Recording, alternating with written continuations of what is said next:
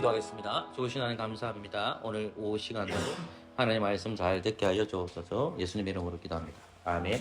제자리 돌아가셔도 괜찮습니다.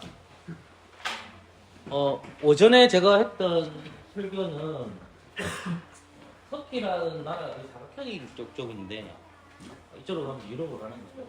그런데 갈라디아 교회는 이 정도 있지. 갈라디아 교회 이제 앞에 설교를 좀 설교기 위해서 사도 바울이 목회를 하다가 이제 갈라디아 교회에 대해서 편지를 보낸 것이 갈라디아서인데, 이제 갈라디아 교회가 복음을 누구를 통해서냐면 이제 바울을 통해서 이제 복음을 듣게 됩니다. 근데 이제 갈라디아 교회에 구성원이 있는데, 회원들이죠. 교회 회원이 있는데 헬라인도 있고 그 다음에 유대인도 있는 겁니다. 그러니까 그런데 이제 헬라인과 유대인이 바울을 통해 듣는 것은 오직 복음이라는 것이 예수님이거든요. 예수님을 통해서 받게 되는데, 이 유대인 중에서 이제 지도자들이 나오는데, 이 지도자들이 뭘 얘기하냐면, 이 보통 보면 이제 오직 믿음으로 구원받는다 이렇게 얘기하는데, 여기다 하나 더 플러스 시키는 것이 뭐냐면 그들의 표를 얘기하는 거예요. 그들의 표가 뭐냐면 할례를 얘기하는 거예요. 그러니까 결국 뭐냐면 유대인의 표가 있어야 된다는 거죠. 그 유대인의 표가 뭐냐면 할례예요. 근데 하나님께서, 하나님의 아들이신 예수 그리스도께서는 요거 이제 배잡고 이 대신에 뭘 해라 했습니까? 세례죠. 왜? 그죠? 그러면 복음을 가르치는 바울의 입장에서 보면 바울이 거짓 교사가 되고 거짓 복음이 되는 거고, 요 안에 들어왔던 있던 유대인 지도자들이 참 복음을 전하게 되니까, 마치 이제 창세기 이제 3장에 보면 뱀의 역할을 감당하는 사람들이 누굽니까? 이쪽이죠. 그러면 사도 바울 입장이 어떻게 해야 돼요? 때려잡아야 됩니다, 이거를. 그러니까 복음을 변질시키고, 여러분들이 사도 바울 13개 서신이 있는데 바울이 굉장히 열받아가지고 글을 시작하는 것이, 저도 최근에 알았거든요, 공부하다가.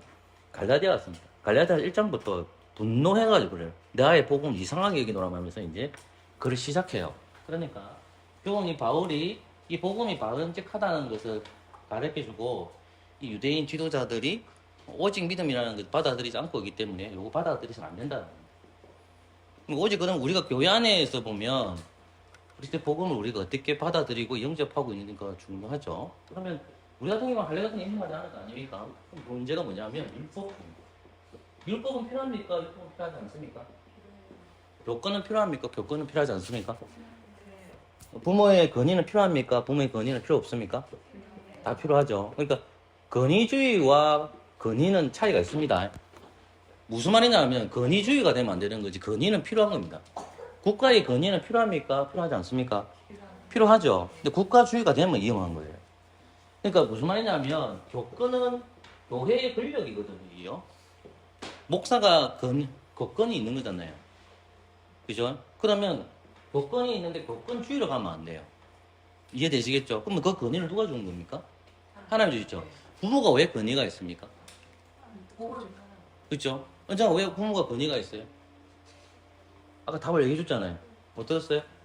못 들었어요? 하나님 권위를 주셔서 그렇죠.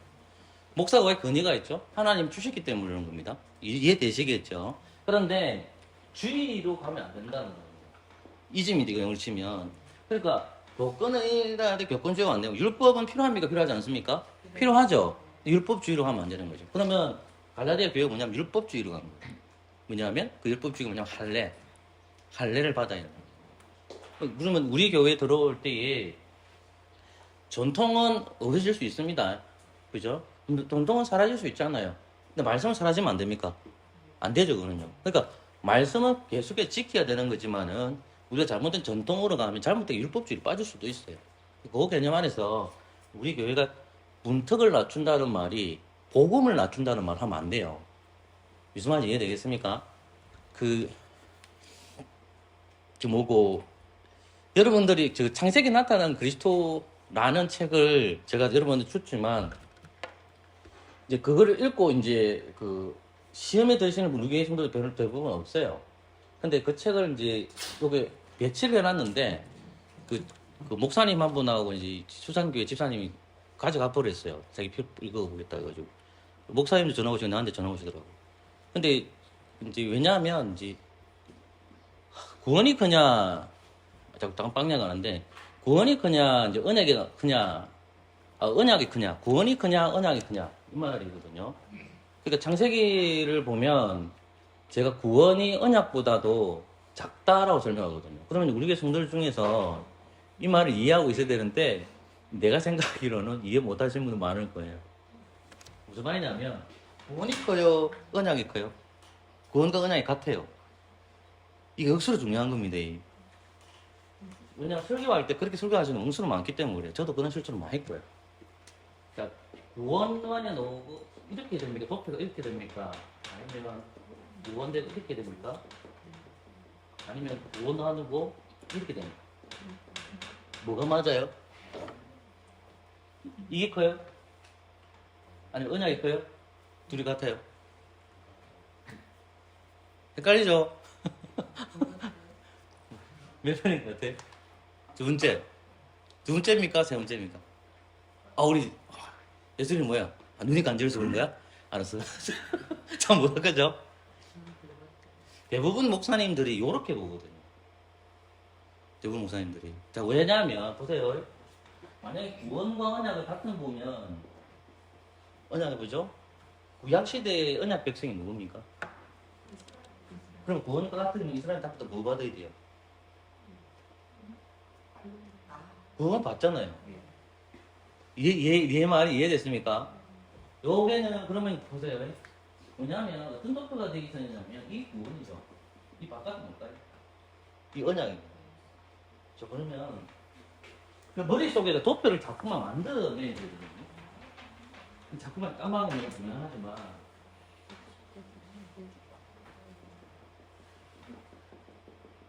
요원이 맞는가? 아니면 요원이 맞는가? 요 구원, 언약. 아니면 보십시오. 이게 맞는. 여기 구원이고, 아니면 어떤 그림이 맞는가? 다 그렇습니다. 여기 맞습니까? 여기 맞습니까? 헷갈리죠, 이거. 그러니까 성경 공부를 할 때 목사님들한테 내가 생사에 꼼꼼히 물어봐요. 요 도표를 장식할 때 어떤 게 요렇게 보냐, 요렇게 보냐. 그게 헷갈리거든요. 근데 대부분의 목사님들이 구원과 언약을 같이 보니까 설교를 어떻게 할까요? 구원과 언약을 같은 개념에서 출발합니다. 요 두 가지는 헷갈릴 수 있습니다. 저도 이까지 답을 못 냈거든요. 저는 이쪽을 답을 줍니다. 이쪽을. 근데 이쪽에 답을 어떻게 될까 궁금해서 지금 나도 지금 의문을 가지고 있는 거예요. 저는 구원은 딱 제한된 수라고 생각합니다. 그게 하나님께서 정해놓은 수. 여러분 구원 안에 들어있을까요? 안 들어있을까요? 왜 두려워하시죠? 여러분이 그리스도를 믿고 있으면 그 예정을 알고 있잖아요. 우리 안에 들어가 있잖아. 그죠? 요 개념에 출발해야 되는 겁니다. 그러니까 근데 언약 안에 있는 것은 요리 들어올 수도 있고 바깥 빠질 수도 있겠죠. 이 개념에서 이게 헷갈리는 거예요. 이게. 만약에 점선이나 실선이 됐을 때는 못 들어가는데 어떻게 되는 거지? 그걸 내가 설명해내야 돼요. 그래서 요 두 그림이 있는데 만약에 도표를 한다고 하면 요 그림은 요렇게 맞아요. 그러면 실선이냐 점선이냐 이게 제가 헷갈리더라고요. 자, 침례교는 유아세례를 줍니까 안 줍니까? 안 주죠. 그럼 구원 안에 있는 걸로 볼까요? 구원 바깥에 있는 걸 볼까요? 구원 바깥에 있다고 보는 거예요. 우리는 유아세례를 줍니까 안 줍니까? 그럼 유아세례를 준 사람이 성경 공부를 많이 가르쳐야 됩니까? 유아세례를 안 준 사람이 안 주는 교단에서 성경 공부를 많이 해야 됩니까? 어디서 더 많이 할 것 같아요? 이런 생각이. 침례교는 성경 없으면 안 시킵니다. 의외로. 왜? 생각해보세요. 예술이 구원받겠다 생각하는데 성경 안 시키겠습니까? 근데 우리는 어때요? 언약 안에 있다고 보니까 그 언약 안에 있다는 말은 또 다르게 표현하면 구원 안에 있다라고 생각을 하니까 성경 공부를 어떻게 할까요? 등한시 할 수 있다라는 말씀입니다. 그래서 조금 내가 격길로 갔는데 결국 복음이라는 것은 그리스도인데 교회가 간직하고 있는 것이 뭐냐 했을 때 그리스도를 가르쳐야 되는데 다른 복음을 전하면 저주를 받는다는 것은 뻔한 사실이죠. 그래서 그 관점 안에도 출발이 좋겠고 우리 교회가 다른 것을 받아들이지 아니하고요. 여러분 가장 중요한 복음을 내가 소유하고 있고 그 복음 안에 내가 거하고 있는 것이 가장 행복한 겁니다. 그래서 빼앗지 마시고 사탄들은 끊임없이 이 복음을 유혹하고 그 복음을 무너뜨리려고 하거든요. 그래서 그 복음을 유지하시고 은혜 속에 살아가시는 성도님 됐으면 좋겠습니다. 예, 오후 시간에는 다 지쳐있지만 힘을 조금 내시다. 어제는 제가 오후 시간은 조금 편하게 공부하도록 하겠습니다. 어제는 이영길 성도님하고 최경민 성도님하고 한수하고 저랑 이제 같이 식사 교제 나눴고요. 그 다음에 이제 제가 식사를 대접하려고 그랬는데 하필 그날 이제 BC카드가 시스템 점검한다 해가지고 그게 안 됐거든요. 그래서 이제 내가 내려고 했는데 책임 돈을 내셔가지고 어쨌든 돈은 안 쓰고 왔습니다. 그 다음에 이제 기도회 가가지고 기도회 하고 이야기 나누다가 좀 왔습니다. 몸이 좀 안 좋으신 것 같아요. 그래서 어쨌든 영적으로나 영력으로 다 건강할 수 있도록 기도해 주시면 좋겠습니다. 그 집 문제가 좀 있어가지고 이제 자기 집이 아니라서 이제 주인이 나가라 하면 또 나가야 되거든요. 그래서 이제 지금 이제 부동산에 내놓은 상황이라서 나가라 하면 또 나가야 되기 때문에 또 이사를 해야 됩니다. 그래서 아무쪼록 이사도 잘해야 되고 그 집안일이 좀 잘 정리가 될 수 있도록 여러분 기도해 주시면 좋겠습니다. 자, 오늘은 그리스도의 낮아짐에 대해서 공부하도록 하겠습니다. 제가 낮아짐 읽으면 여러분들이 답을 해주시면 좋겠어요. 제가 먼저 읽겠습니다. 그리스도의 낮아지심이 어떠합니까? 그리스도의 낮아지심은 곧 그의 탄생하심인데 또한 귀찮은 지혜에 낮아져서 율법에 복종하시고 공생에 받으실 찬양과 하나님의 전도하신다. 천국에서 교수의 주님을 받으시고 지시서 제가 한 번 더 읽으면 답을 해주십시오. 소개님은 제 2질문 그리스도의 낮아지심이 어떠합니까?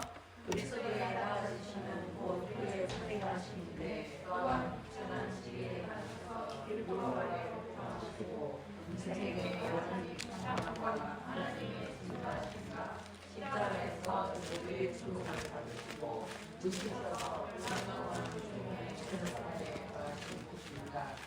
오늘 우리가 외워야 될 본문은 빌립보서 2장 5절 말씀입니다. 본문은 빌립보서 2장 5절에서 8절까지입니다. 같이 읽어볼까요? 시작.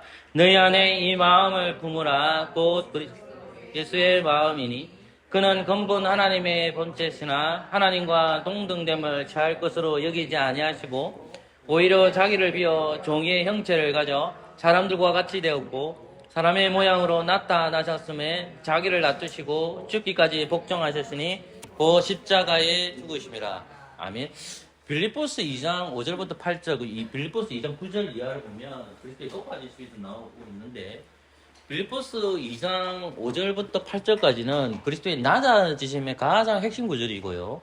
그리고 그 구절 중에도 다 중요하지만은 6절과 7절, 8절 말씀을 보면 예수님께서 사람으로 오셨다고 했었을 때 가장 핵심적인 구절이 어디냐 했을 때에 이 빌립보스 2장 6절, 7절, 8절입니다. 예수님이 사람으로 오셨다는 그 말이 진짜 사람으로 오셨다는 거예요. 그래서 예수님은 고통을 당하신다는데 그 근거 구절이 어디냐 했을 때에 다른 본문을 생각 못 하신다 하더라도 빌립보스 2장을 반드시 기억해야 되고요. 그 빌립보스 2장 5절부터 8절까지가 예수님이 낮아지신 가장 핵심적인 구절이라고 볼 수 있습니다. 자, 그런데 본문 말씀을 보면 우리가 해야 될 말씀이 2장 5절 말씀입니다. 우리 한 세 번 같이 읽고 한번 읽어보도록 하겠습니다. 2장 5절 말씀입니다. 같이 읽겠습니다. 시작. 너희 안에 이 마음을 품으라 곧 그리스도 예수의 마음이니. 아멘. 한 번 더 합시다. 시작. 너희 안에 이 마음을 품어라 곧 그리스도 예수의 마음이니. 아멘. 마지막입니다. 시작. 너희 안에 이 마음을 품으라 그리스도 예수의 마음이. 아멘. 자, 3분 시간을 드릴게요. 짧은 구절이기 때문에 한번 해보겠습니다. 너희 안에 이 마음을 품어라 그리스도 예수의 마음. 빌립보서 2장 5절 말씀. 너희 안에 이 마음을 품어라 그리스도 예수의 마음이니. 너희 안에 이 마음을 품어라 그리스도 예수의 너희 안에 이 마음을 품어라 곧 예수의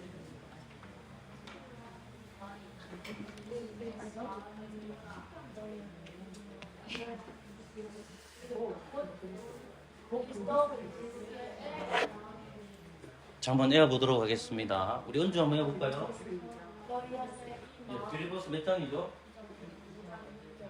그러지 마시고 2장 5절입니다. 5장 6절. 예. 너희 안에 이 마음을 품어라. 곧 그리스도 예수의 마음. 아멘. 자, 한수 한번 해봅시다. 너희 아니, 빌리버스. 일서 2장 이장. 9절. 응. 너희 안에 이 마음을 품으라. 곧 그리스도 예수의 마음. 아멘. 자, 우리 위소 한번 해봅시다. 너희 안에 이 마음을 품으라. 곧 그리스도 예수의 마음. 몇 절입니까? 빌리버스?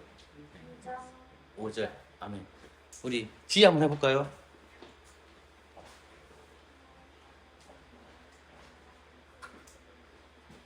아멘. 미호는 지금 머리를 박고 있습니다. 같이 해봅시다. 시작. 너희 안에 이 마음을 품으라. 곧 그리스도 예수의 마음이니. 아멘. 자, 빌립보서 2장 5절 말씀입니다. 여러분, 빌립보서 읽을 때 겸손이라는 말이 2장 1절부터 4절 사이에 나옵니다.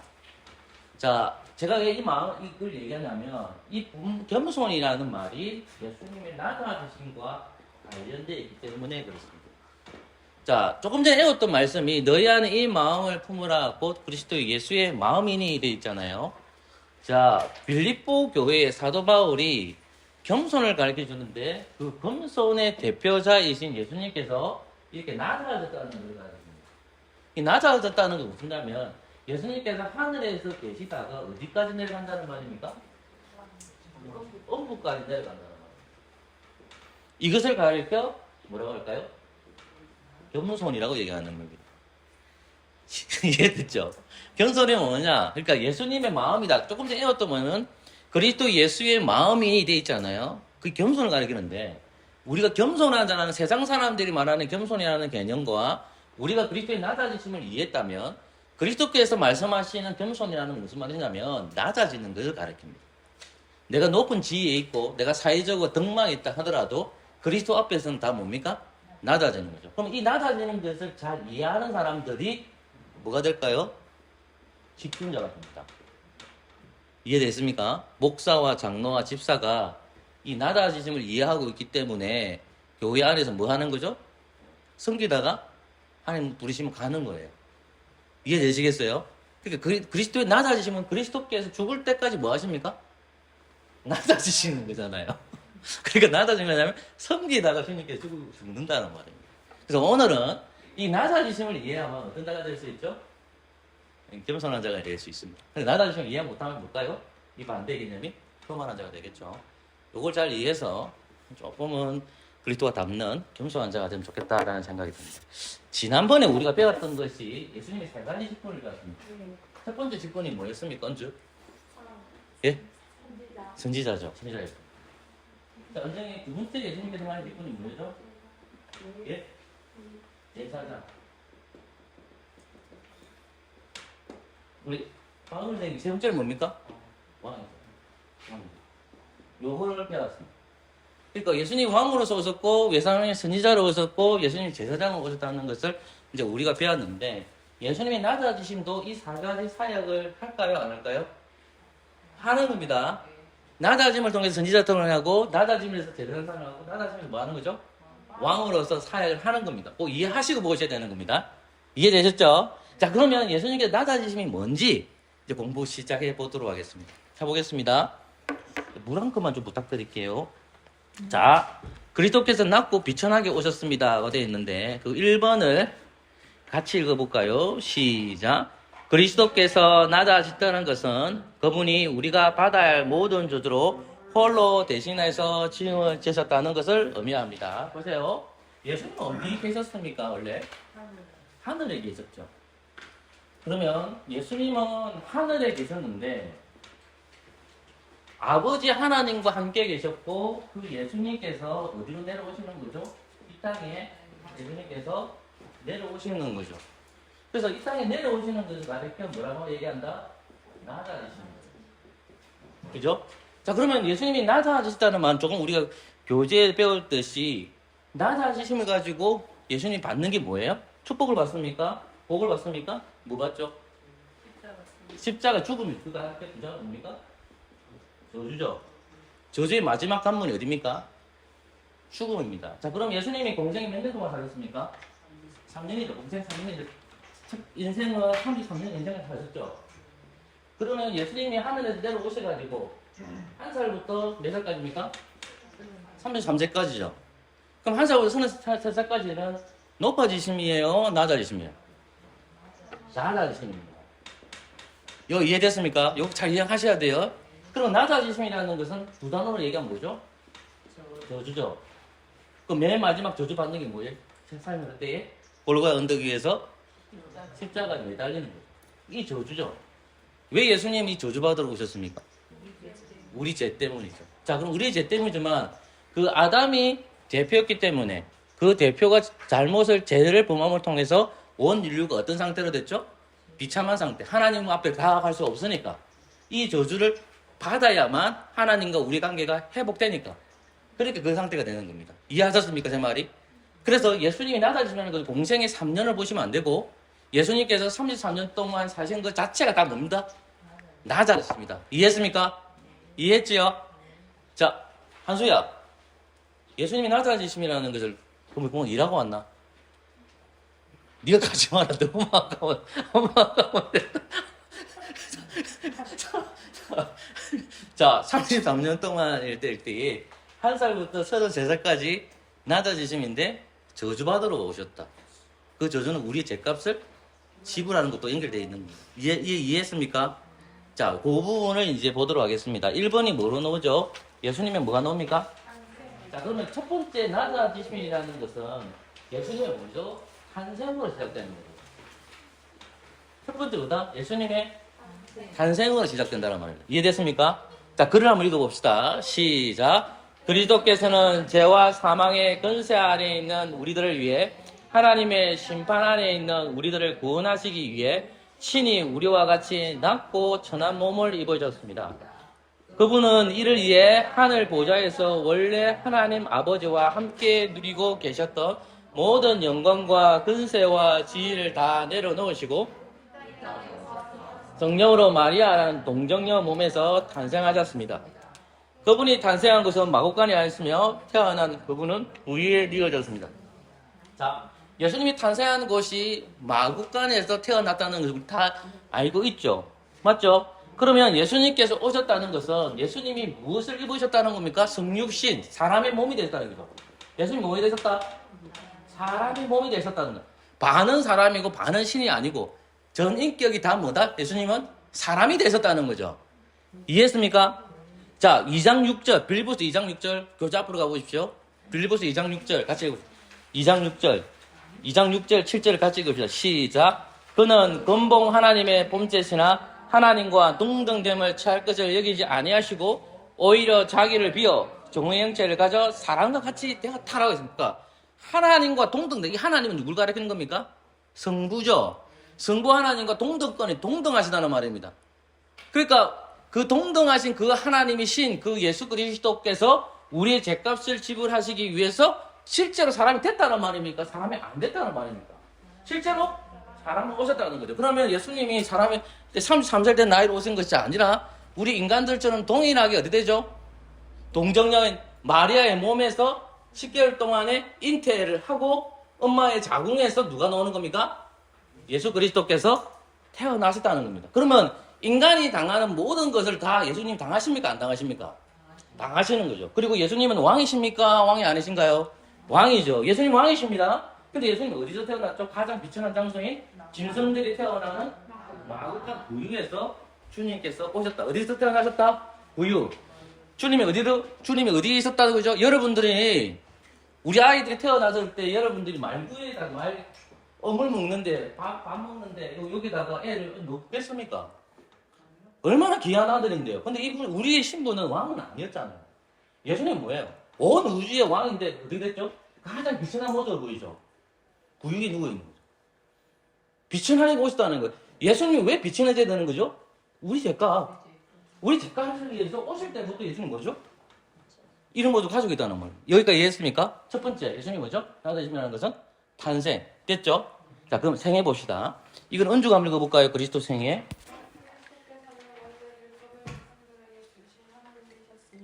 스스로 율법 아래서 나는 율법 강조로 율법을 지키셨습니다.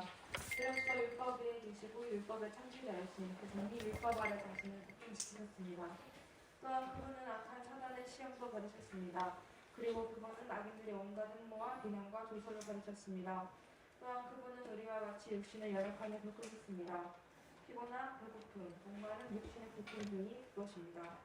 또한 그분은 영혼의 고뇌와 슬픔과 비통을 겪으셨습니다. 온 인류의 죄를 그가 혼자 다 감당하시기 위해 그분의 영혼은 큰 고통 가운데 놓여졌습니다. 자, 봅시다. 예수님께서 33년 인생을 사시는데 예수님의 탄생이 나오고 있단 말입니다. 그럼 예수님의 탄생의 이야기는 마태복음 1장과 마태복음 2장과 누가복음에서만 다루고 있어요. 1, 2장에서. 예수님의 어린 시절에 대해서는 잘 기록이 되어 있지 않아요.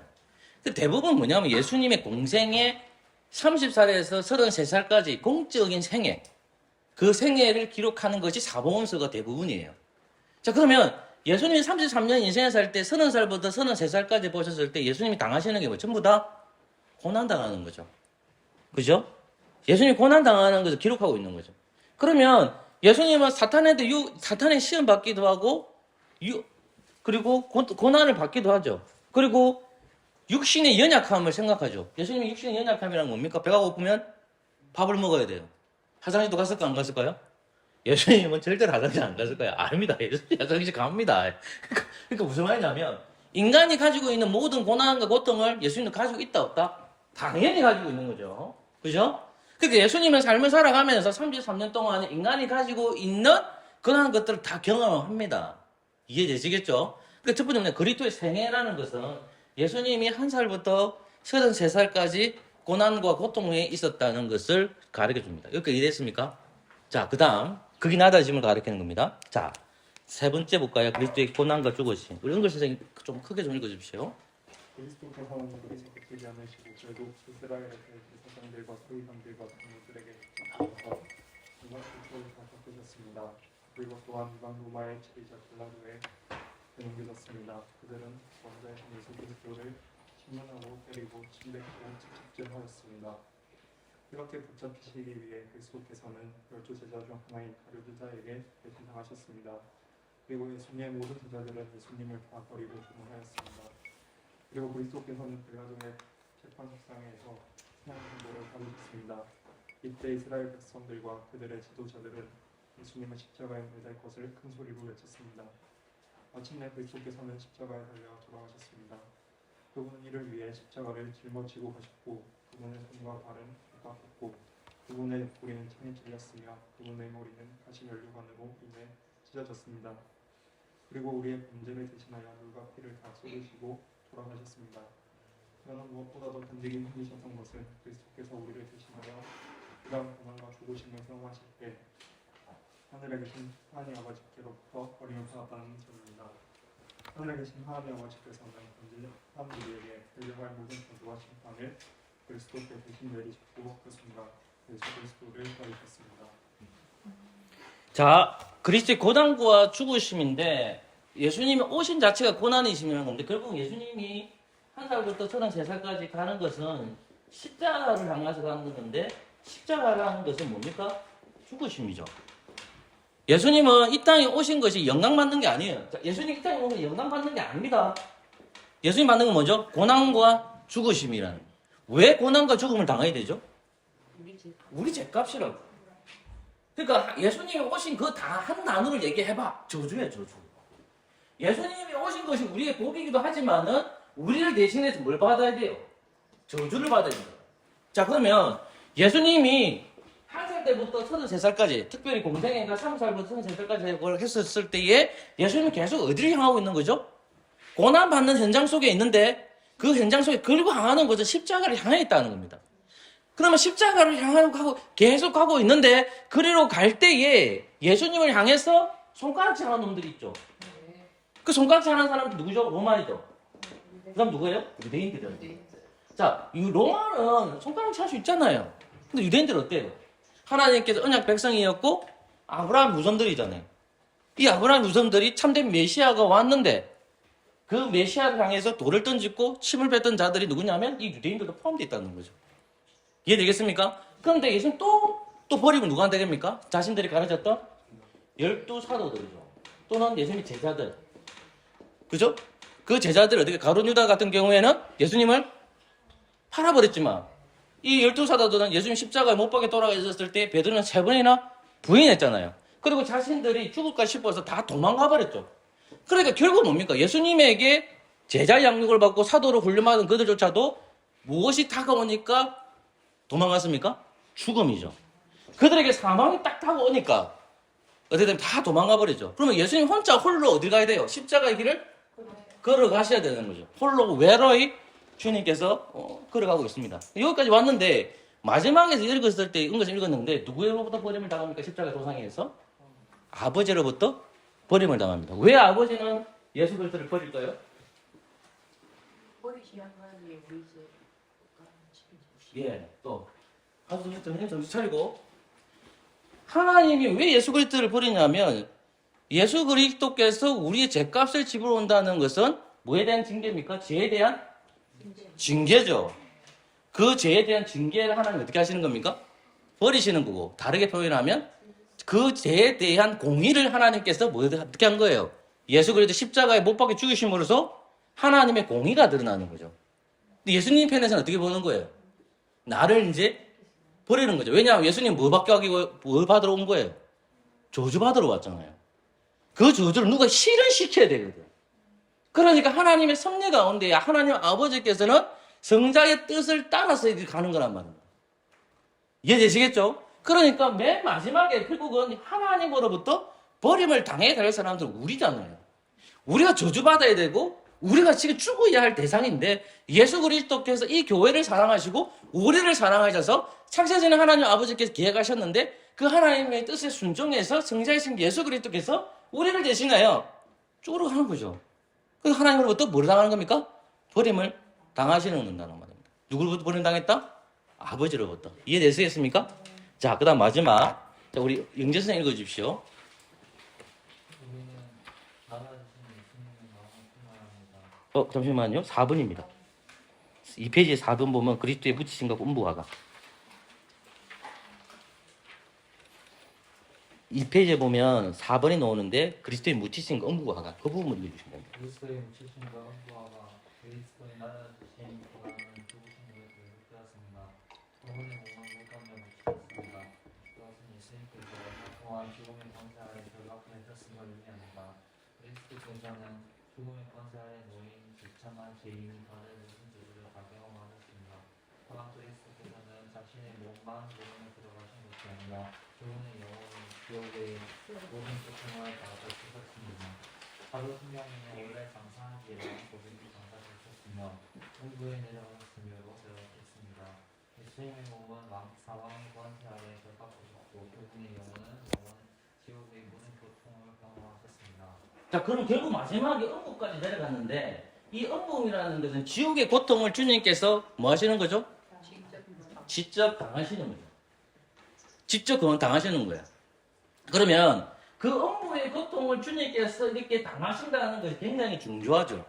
음부의 고통을 예수 그리스도께서 친히 당하셨다는 거죠. 그럼 예수님이 육신만 당하셨다는 것이 아니라 성경 뭐라고 얘기한다? 영혼도 같이 당하셨다는 말이에요. 영과 영혼이 같이 당했다는 말이에요. 분리된 것이 아니라 같이 고난을 뭐 당하셨다? 당하셨다는 말입니다. 이해되시겠습니까? 자, 그러면 결국은 우리가 예수님이 장사되었다라는 말을 하고 있지만 뭐까지 고난을 당했다는 말입니까? 죽고 나서도 그분은 고난을 당하셨다는 말이에요. 이해되겠습니까?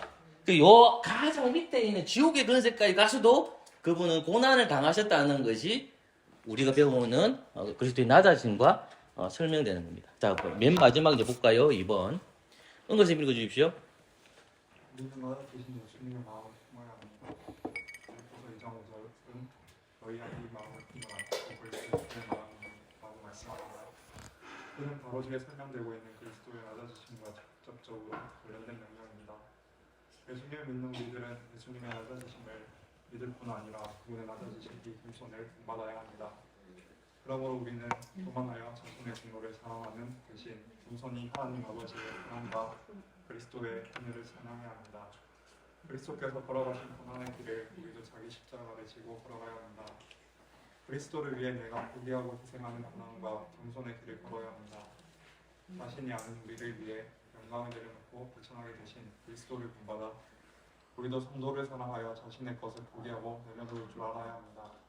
고난 가운데서도 시험을 이기고 끝까지 하나님 아버지의 명령에 순종하신 그리스도를 본받아 우리도 고난 가운데서도 항상 그분의 말씀에 순종하는 삶을 살아야 합니다. 예, 그렇죠. 보세요. 지금 예수 그리스도의 마음이 있을 때에 사도 바울이 빌립보 교회에게 말했다면 동일하게 성령님 안에서 파소에게도 동일하게 주신 말씀이죠.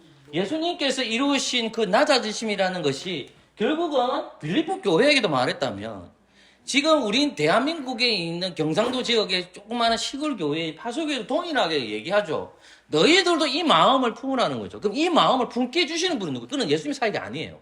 그 누구 사역이죠? 성령님입니다. 성령님께서 예수님의 마음을 품게 해주는데 그것이 뭐냐면 겸손한 마음이에요. 세상 사람들이 말하는 그 겸손하는 것이 아니라 그리스도의 복음을 이해를 해야 돼요. 예수님의 낮아지심을 이해하는 것은 세상에 말하는 그 지혜로 이성으로 알 수가 없고 성령님을 통해서 예수 그리스도께서 왜 고난을 당하셨고 왜 죽으셨는지를 성령께서 가르쳐줘요. 이 시간에도 성령께서 가르쳐주시기 때문에 그 이유가 뭐냐? 우리의 죗값이라고 성령께서 가르쳐주시잖아요. 우리의 죗값으로 나사하셨다는 거잖아요. 그러니까 너희들도 이 마음을 품으라 했을 때에 이제 예수님이 하늘로 올라가서 성령 하나 살아가는 교회된 우리가 동일하게 그리스도의 마음을 알고 겸손하게 살아가는 것은 교만하지 말라는 거죠. 첫 번째가 뭐냐면 교만하게 살지 말라는 겁니다. 그리고 여러분들이 가지고 있는 예수 그리스도의 십자가를 지고 살아가란 말입니다.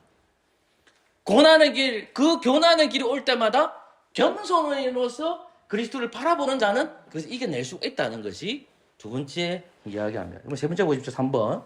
자신이 아닌 우리를 위해 영광을 내려놓고 비천하게 되신 그리스도를 본받아 우리도 성도들을 사랑하여 자신 것을 포기하고 내어놓을 줄 알아야 합니다.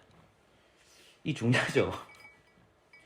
자신이 아닌 우리를 위해 영광을 내려놓고 우리가 공부하는 거, 우리가 돈을 버는 거, 우리가 지혜를 찾는 거, 뭐 여러 가지 여러분들이 추구하는 방향성을 가지고 있지 않습니까? 근데 그것을 다 내려놓고 비천하게 되신 그리스도를 보는 시야가 되어 있어야 됩니다. 그럴 때 어떻게 되냐면 모든 것을 내려놓을 수 있다는 것을 설명하고 있죠. 우리 4번 같이 읽어볼까요? 시작. 고난 가운데서도 시험을 이기고 끝까지 하나님 아버지의 명령에 순종할 그리스도를 본받아 우리 고난 가운데서도 항상 그분의 말씀, 그렇죠. 성령님께서는 예수 그리스도께서 하나님 아버지의 말씀을 순종할 때에 예수님 안에도 성령님이 거하십니다.